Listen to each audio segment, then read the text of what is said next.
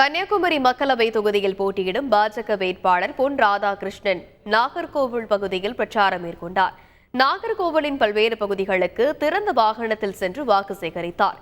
வாகனத்தில் செல்ல முடியாத இடங்களில் நடந்தே சென்ற வேட்பாளர் பொன் ராதாகிருஷ்ணன் மக்களை சந்தித்து தனக்கு ஆதரவு திரட்டினார். அப்போது பொன் ராதாகிருஷ்ணனுக்கு பிரம்மாண்ட மாலை அணிவித்தும் செங்கோல் வழங்கியும் தொண்டர்கள் உற்சாக வரவேற்பு அளித்தனர்.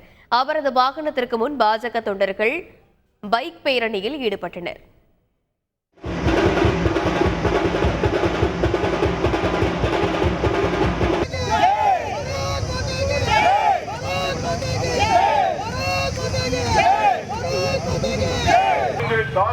என கேட்டபடி இதோ இந்த வாகனத்தில் வந்து கொண்டிருக்கிறார்கள். நமது சின்னம் தாமரை தாமரை.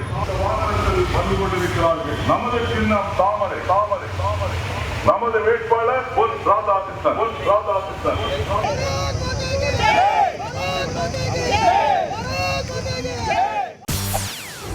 செய்திகளை உடனுக்குடன் தெரிந்து கொள்ள உடனே சப்ஸ்கிரைப் பண்ணுங்க.